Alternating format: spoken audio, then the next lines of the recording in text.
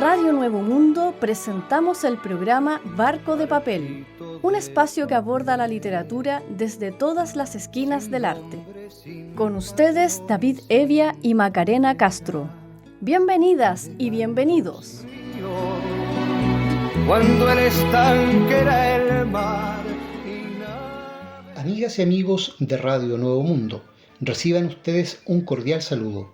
Damos comienzo aquí a un nuevo capítulo de Barco de Papel. La ruta de hoy nos hará navegar en la vida y obra de Philip Dick y recorrer con una musa los textos de la Gaceta Leucade. Me acompaña Macarena Castro. Hola David, nos encontramos acá nuevamente en la Casa del Escritor, sede de la SECH, Sociedad de Escritores de Chile. Así es, patrimonio histórico en calidad de monumento de este país. Philip Kindred Dick fue un novelista estadounidense de ciencia ficción. Hijo de funcionarios federales del Ministerio de Agricultura, nació prematuramente el 16 de diciembre de 1928 en Chicago, Illinois. En enero de 1929, su hermana gemela, Jane, falleció. Su recuerdo lo marcaría con insistencia el resto de su vida. Después de trasladarse a San Francisco y luego a Nevada con sus padres, el matrimonio se separó y Philip quedó bajo la custodia de su madre. Para criarlo, Dorothy Kindred, de quien el futuro escritor tomaría prestada la inicial de su apellido para firmar, aceptó un trabajo en la ciudad de Washington. Allí, Philip asistió a la escuela primaria y si bien no destacó en términos de rendimiento académico en sus cursos de inglés, enseñó un interés por leer y contar historias. Cuando tenía 10 años, regresó a California junto a su madre y desarrolló una afición por la ciencia ficción. Tras finalizar sus estudios secundarios en Berkeley, donde fue compañero de Ursula Le Guin, ingresó en 1949 a la Universidad de California. Durante un año tomó clases de historia, psicología, filosofía y zoología, pero un cuadro de ansiedad le impidió continuar sus estudios. Aunque corto, su paso por la universidad le permitió observar una serie de ideas que analizaría bajo la lupa de la ficción en sus escritos. Al año siguiente de su inscripción, en 1950, recibió una, entre comillas, desvinculación honorífica. En 1953, mientras trabajaba en una tienda de discos Rue, su primer cuento fue publicado en la revista de fantasía y ciencia ficción, subsidiaria de Mercury Press, propiedad del editor Lawrence Pivac. Narrado desde el punto de vista de un perro que observa con estupefacción cómo un humano se lleva cada semana las reservas de comida de sus dueños, es decir, la basura, fue considerado por el autor como su primer relato de carácter serio. En adelante se dedicó por completo a la escritura, a pesar de no recibir dinero por sus publicaciones y, en sus palabras, ni siquiera poder pagar las multas de retraso en la biblioteca pública. ¿Te ha pasado eso, Macarena, no? Tener que pagar una multa, ¿sí? Bueno, pero por lo menos podemos decir a tu favor que eres una gran visitante de las bibliotecas públicas, una gran lectora. Aunque le tomase una vida entera, estaba decidido a triunfar como escritor. Su sueño, no obstante, tardó casi 10 años en desmoronarse. En 1963, su agencia literaria le hizo devolución de todas sus obras escritas fuera del ámbito de la ciencia ficción. Irónicamente, solo un título sobrevivió y fue publicado en vida del autor, 12 años más tarde, Confesiones de un artista de mierda, de 1975. Solo le quedaba entonces insistir como escritor de nicho. El año de su desilusión, 1963, resultó, por otro lado, el de su primera e incipiente consagración. Su novela ucrónica El hombre en el castillo, escrita en 1962, recibió el prestigioso premio Hugo a la ciencia ficción. Este espaldarazo, sin embargo, no alivió sus problemas financieros, que permanecerían intactos a lo largo de toda su carrera. en la introducción a su colección de cuentos de 1980, El hombre dorado, escribió: muchos años atrás, estando enfermo, Robert Heinlein me ofreció su ayuda, lo que fuese, aunque no nos hubiésemos conocido. Me llamaba para subir mis ánimos y saber cómo seguía. Quería comprarme una máquina de escribir eléctrica. Dios lo bendiga. Uno de los pocos caballeros de verdad en este mundo. Jamás he compartido las ideas que desarrolla en sus escritos, pero eso nunca vino al caso. Una vez, cuando le debía al Servicio de Impuestos Internos una suma importante de dinero y no podía pagarlo, Heinlein me hizo un préstamo. A él y su esposa los tengo en alta estima. Les dediqué uno de mis libros como muestra de agradecimiento. Robert Heinlein es un tipo apuesto, impresionante, de estampa muy militar, y sabe que soy un desequilibrado, pero aún así nos ayudó, a mi esposa y a mí, cuando estuvimos en problemas. Vaya a tener cercanos así, Macarena, ¿no? Buenos amigos. Dice él: soy débil, pequeño. Se lee en El hombre en el castillo, de 1963, de Philip Dick. No tengo injerencia alguna sobre el universo. No me percibe, vivo sin ser visto. Pero, ¿por qué esto va a ser algo malo? ¿No es todo justamente así? A quienes perciben, los dioses destruyen. Sé pequeño y escaparás de la ira de los grandes. Influida fuertemente por el I Ching y escrita a la manera de una historia alternativa, en El hombre en el castillo, las potencias del eje vencieron en la Segunda Guerra Mundial. Han transcurrido 15 años desde el fin del conflicto y el imperio japonés y la Alemania nazi se disputan el control político, económico y cultural de Estados Unidos. País dividido en 3 partes: la costa occidental, bajo control nipón; la costa oriental, bajo dominio del Reich; y un corredor central autónomo bajo permanente asedio. Adicionalmente, la trama gira en torno a una novela dentro de la novela. La langosta se ha posado, un éxito de ventas de un autor recluso que ha imaginado una historia alternativa en que los aliados han vencido en la Segunda Guerra Mundial, sometiendo a Japón y Alemania al arbitrio británico y estadounidense. Abraham Davidson, bastión de la ciencia ficción y la fantasía estadounidense, declaró que esta novela era, entre comillas, una obra superior. 50 años más tarde, y tal como otros trabajos del autor, El hombre en el castillo sufrió una adaptación televisiva a cargo de la multinacional Amazon. Su primer capítulo, lanzado al aire en enero de 2005, fue el episodio piloto más visto en la historia de la empresa. Hacia 1971, el ya reconocido Philip Dick había publicado cerca de 20 novelas de ciencia ficción. Paralelamente, sufría largos episodios de bloqueo que intentaba contrarrestar consumiendo anfetaminas. Su comportamiento se volvió errático en la esfera pública y con frecuencia padecía de lagunas mentales. En una ocasión, al regresar a su casa, descubrió que había sido vandalizada y la policía, después de investigar, solo pudo sospechar que el culpable se trataba de él mismo. En 1973 intentó suicidarse usando bromuro de potasio y tras este episodio ingresó por primera vez a un programa experimental de rehabilitación por consumo de drogas. Su experiencia de estos años fue puesta por escrito en la novela A Scanner Darkly, una mirada a la oscuridad, de 1977.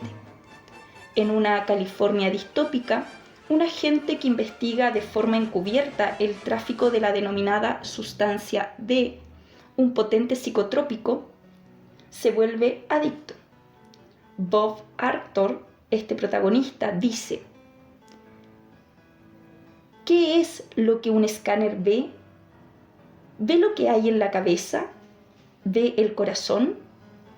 Un escáner infrarrojo como el que acaban de usar o un escáner holográfico como los que usarán mañana, ¿ven interior, nuestro interior? ¿Clara u opacamente?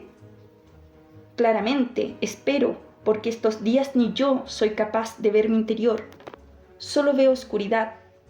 Oscuridad dentro, oscuridad fuera.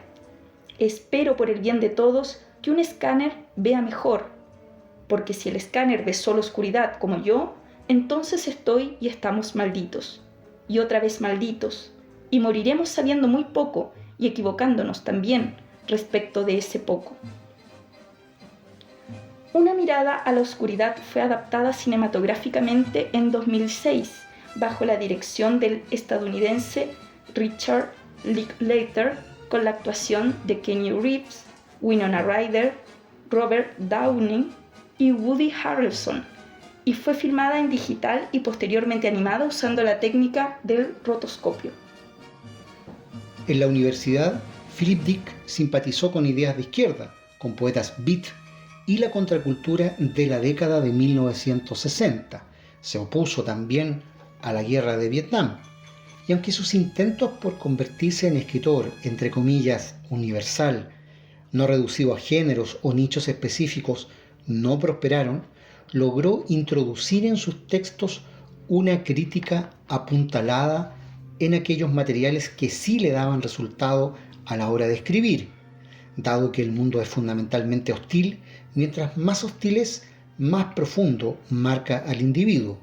Llevar esta hostilidad al extremo, por lo tanto, significaría exponer a este individuo a una serie de quiebres en su manera de entender y explicarse el mundo.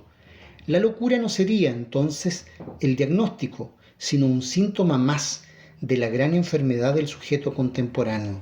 La ciencia ficción permitiría a Dick llevar el capitalismo al absurdo y el individualismo a un vacío parecido. En 1965 publicó la novela Los tres estigmas de Palmer Eldritch, en que la Tierra está tan caliente que el sistema solar ha recibido a una generación de colonos que, en distintos planetas y diferentes lunas, deben lidiar con su nostalgia de la Tierra usando un potente alucinógeno de efectos compartidos, colectivos. 3 años más tarde, en 1968, publicó la que es tal vez su novela más célebre, ¿Sueñan los androides con ovejas eléctricas? Producto de la última guerra nuclear, la atmósfera terrestre se ha vuelto incompatible con la vida humana y animal. Colonias en Marte han comenzado a recibir refugiados que preserven el código genético humano. Por hacerlo, se les brinda el servicio de androides de alto rendimiento, que son prácticamente indistinguibles de un humano. Hay androides que se rebelan y viajan de forma ilegal a la Tierra, donde el gobierno estadounidense, en alianza con el soviético, los persigue y destruye. Rick Deckard, un mercenario, acepta eliminar a 6 de estos androides bajo la esperanza de poder reemplazar su oveja eléctrica por una mascota orgánica, un lujo que asegura estabilidad mental en un mundo adverso. En su discurso de 1972, El androide y el humano, leído en la Universidad de Columbia Británica, Vancouver, el autor dijo: nuestro entorno, y me refiero a nuestro mundo de manufacturas y de máquinas, de constructos artificiales y computadoras y sistemas electrónicos, de componentes homeostáticos, de hecho comienza más y más a poseer vida. En un sentido muy real, este entorno nuestro está cobrando vida, o casi vida, de manera específica y fundamentalmente análoga a la nuestra. En lugar de aprender acerca de nosotros mismos estudiando estas creaciones, tal vez deberíamos intentar comprender qué podrían tramar estas creaciones teniendo en cuenta qué es lo que tramamos nosotros creándolas. Los androides de ¿Sueñan los androides con ovejas eléctricas? Eran intencionalmente, para su autor, más humanos que los humanos. La novela recibió aclamación universal dentro de la esfera de la ciencia ficción e influyó en una serie de autores del género. En 1982, el inglés Ridley Scott dirigió la adaptación cinematográfica titulada Blade Runner, con Harrison Ford en el papel de Rick Deckard. Como la novela, la película se convirtió en un referente en su género. Adaptada por el guionista estadounidense David Peebles, cierra con el célebre monólogo intervenido por el propio Rutger Hauer, actor que interpreta al androide Roy Batty, en que antes de morir bajo la lluvia le dice a Rick Deckard: he visto cosas que ustedes jamás creerían. Naves de ataque en llamas, más allá del hombro de Orión. Rayos C brillar en la oscuridad cerca de la puerta de Tannhauser. Todos esos momentos se perderán en el tiempo como lágrimas en la lluvia. El propio Philip Dick dirá, tras leer el guión, cómo tomar esa escena, retener la confrontación y saber manejarla artísticamente. Peebles hizo una cosa que me hizo llorar y no está en mi libro. Vamos a la música en Barco de Papel.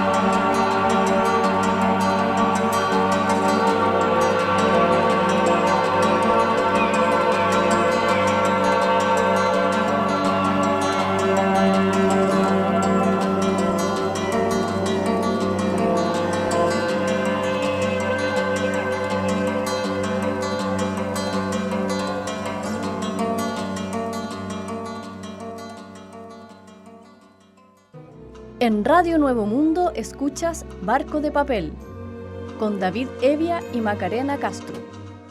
En Barco de Papel por Radio Nuevo Mundo estamos presentando el programa dedicado a Philip Dick.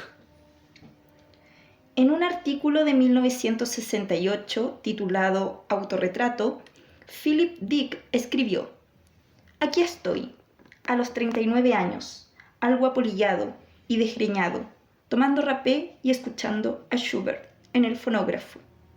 ¿Qué he logrado? Aunque barbudo, mayor, corpulento, dijo alguien sobre mí, todavía se distrae con las chicas. Temo que esto sea verdad. Con los gatos también.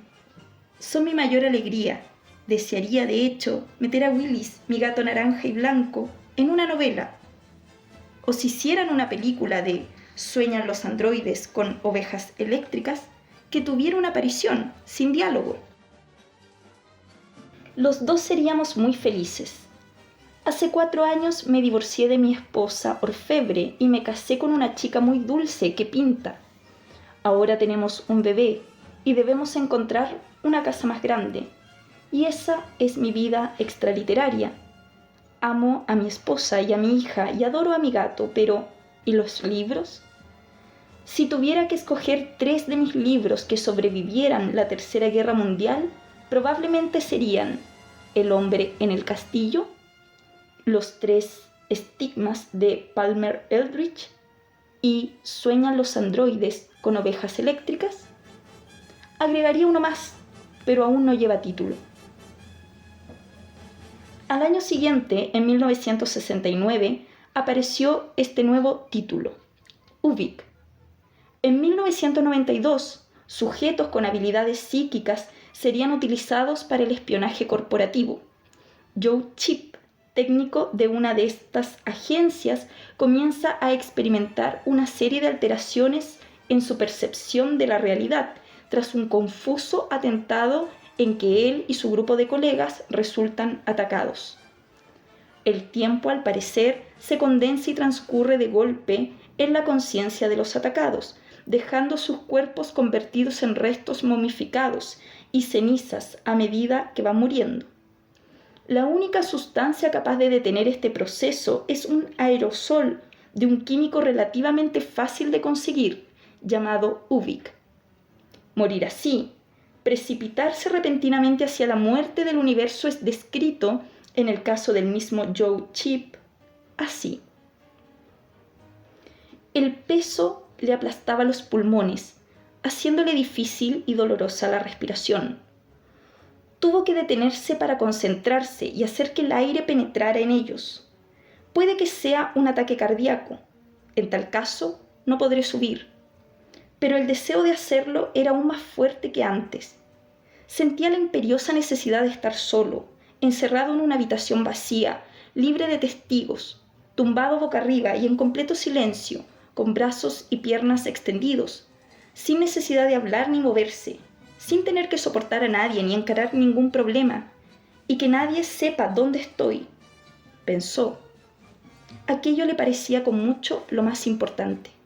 Quería estar ausente, vivir ignorado, no ser visto por nadie.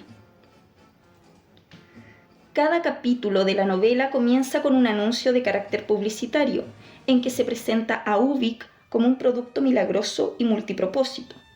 El último capítulo lo describe finalmente como la deidad que el autor había empezado a perseguir a través de sus textos. Yo soy Ubik, se lee allí, y soy antes del universo. Yo creé los soles, yo fabriqué los mundos. Yo creé las vidas y los lugares que habitan, las muevo aquí, luego allá, van donde yo les digo, hacen lo que les ordeno. Soy la palabra y mi nombre jamás es dicho, pues nadie lo conoce. Me llamo Ubik, pero ese no es mi nombre. Soy, seré, siempre. Desde 1974, año en que Dick escribió el guión de Ubik a petición del cineasta francés Jean-Pierre Gorin, ha existido como proyecto de película irrealizable. Michael Gondry, último director en intentarlo, señaló que el libro es brillante, pero es bueno como pieza literaria. Aunque diversos guionistas hayan intentado adaptarla, siento que no lo haré.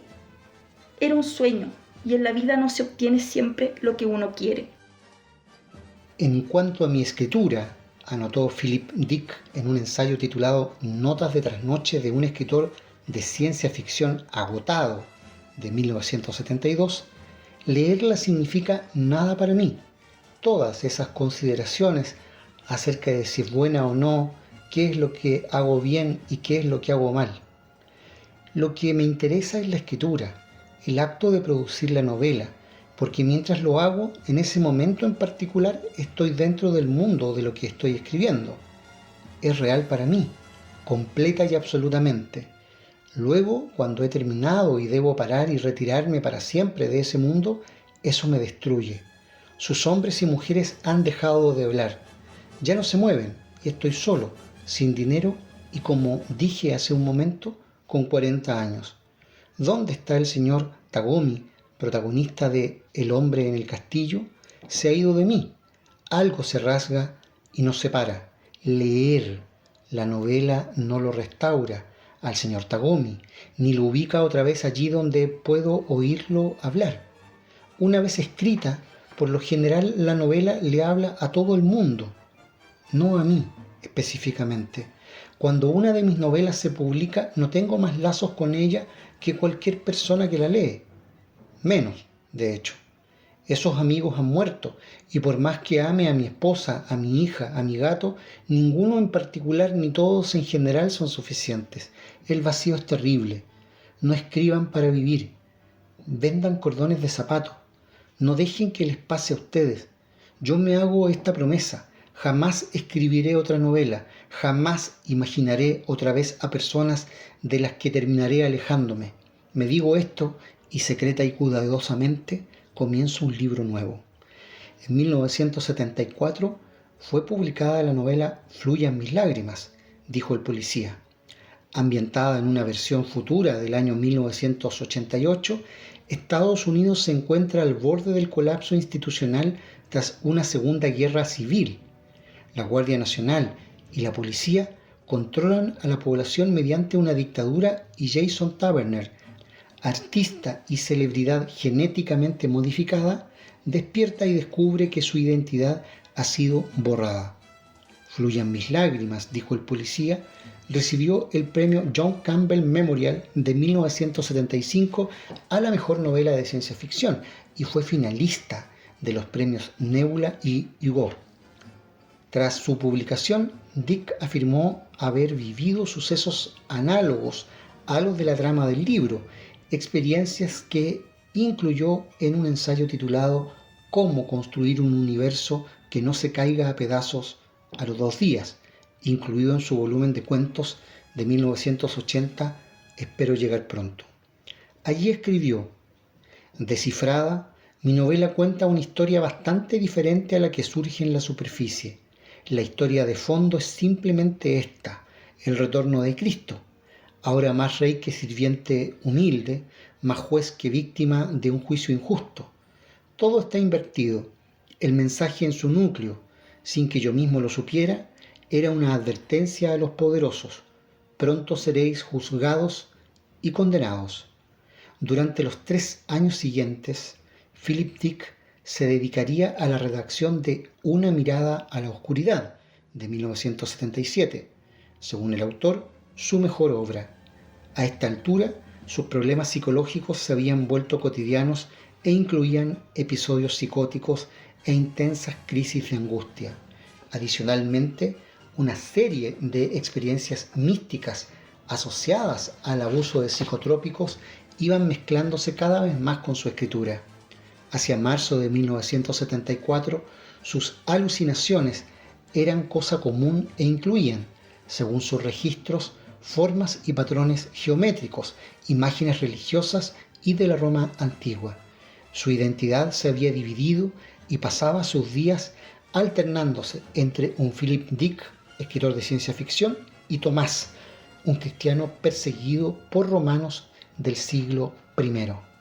recuentos de estas experiencias integrarían sus siguientes novelas: Valis, de 1981, y Transmigración, de Timothy Archer, de 1982, además de varios segmentos de sus diarios, reunidos y publicados en 2011 bajo el título de La exégesis de Philip Dick. Valis, de 1981, Sibaibi en su traducción al español, es acaso la novela más autobiográfica de Philip Dick. Acrónimo de Sistema de Vasta Inteligencia Viva, responde a la visión gnóstica que el autor desarrolló de Dios. Compuesta originalmente como una trilogía, la segunda parte, titulada La Invasión Divina, también fue publicada en 1981. El Búho a Luz de Día, la tercera parte, no alcanzó a ser terminada en vida por el autor. Sibaibi cuenta con dos narradores. Uno en primera persona, identificado como Phil, es autor de ciencia ficción.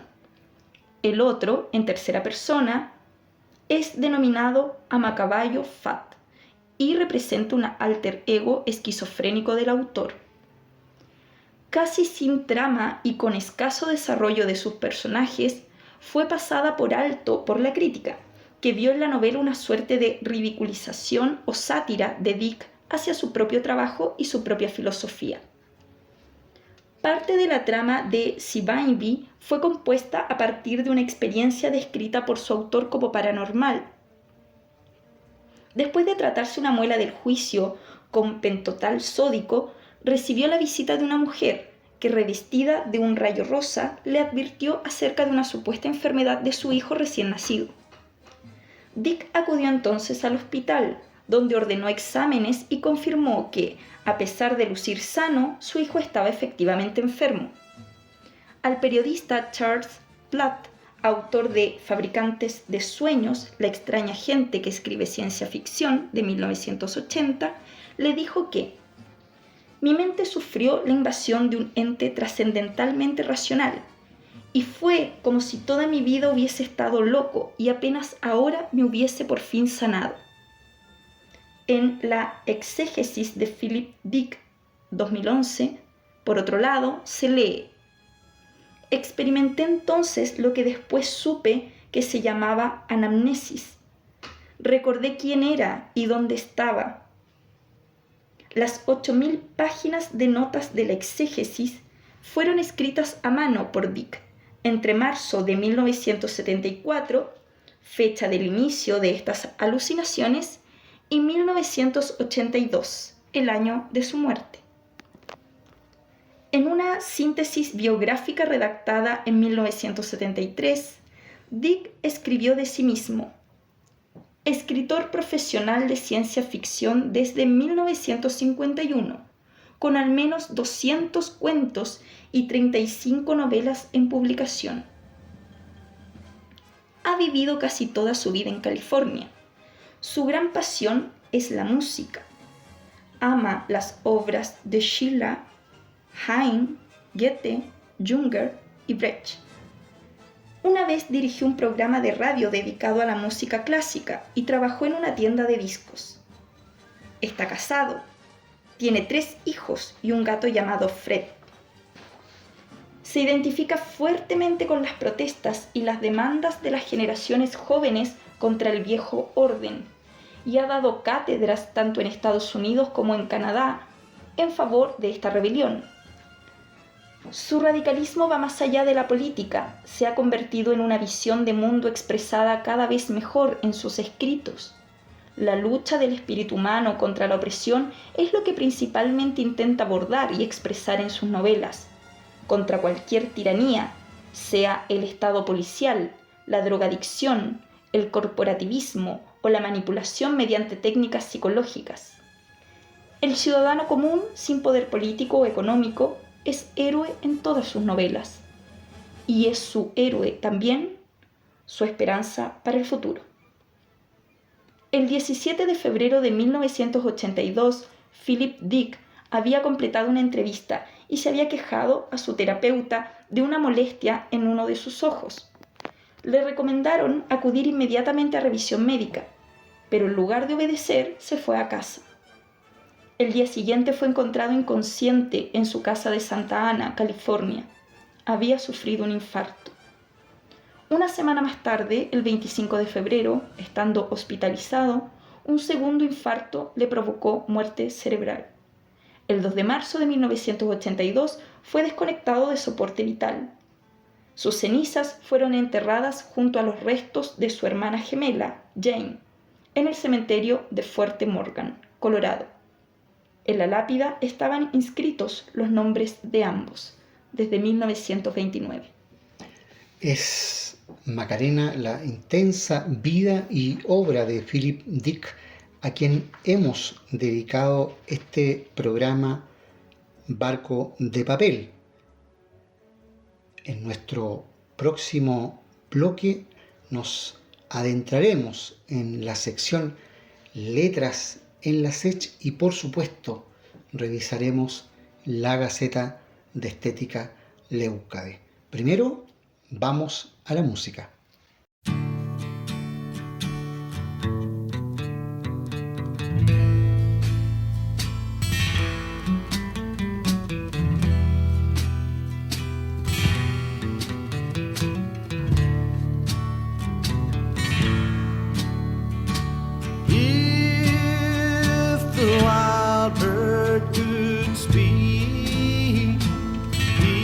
Tell the place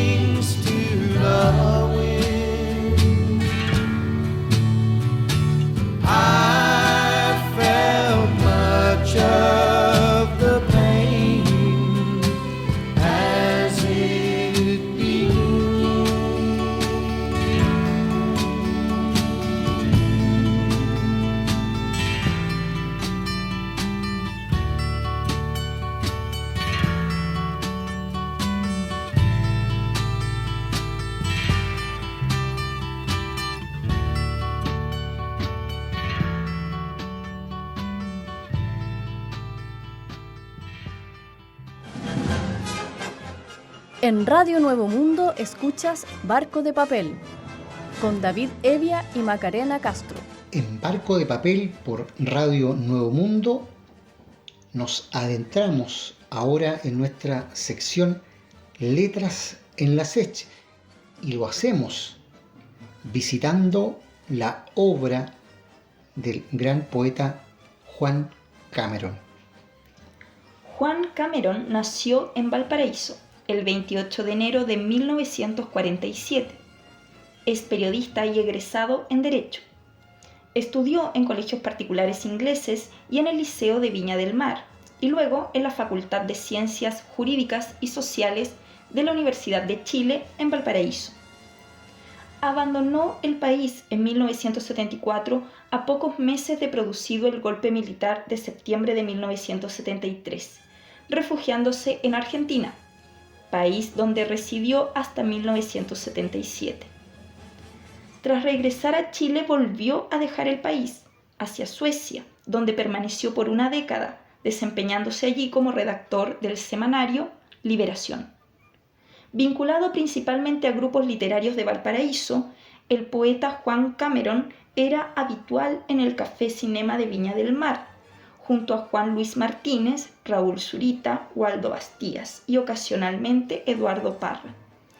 En esa época, Cameron se desempeñaba como procurador judicial en la oficina de su padre, abogado. Tiene publicados poemarios en diversos idiomas, destacando Una vieja joven muerte, del 72, Perro de circo, del 79, Cámara oscura, del 85, Como un ave migratoria en la jaula de Fénix, del 92, Ciudadano discontinuado, de 2013, Bitácora y otras cuestiones, de 2014, Fragmentos de un cuaderno con vista al mar, de 2015, y la antología personal de Cameron, 2017. Obtuvo, entre otros, el Premio del Consejo Nacional del Libro en 1999 y el Premio Internacional de Poesía Paralelo Cero en Ecuador, 2014. Un poeta, autor de una obra valiosísima y que ya en varias oportunidades ha sido mencionado como uno de los candidatos al Premio Nacional de Literatura. Compartamos entonces con los auditores un pasaje de la obra de Juan Cameron en su propia voz. ¿Qué tal? Muy buenas tardes. Mi saludo a los auditores de Barco de Papel y a pedido de mi amigo aquí les voy a recitar un pequeño poema. Le escribieron poemas a ese Nietzsche. Nietzsche era un gran humorista en el Palacio de los Analfabetos. Deletreaban sus chistes con los dedos y se ponían serios y ceñudos. No entendieron el chiste de la joven, no entendieron el chiste de la noche, menos el del niño en el espejo. Repitieron su nombre como loros, su nombre de estornudo en Occidente, y se creyeron más, no analfabetos. Algunos se hicieron profesores, otros se ahogaron en papeles, y unos tontos entre los más tontos le escribieron poemas a ese Nietzsche. Era la poesía de Juan Cameron en este espacio, Letras en la Sech por Barco de Papel.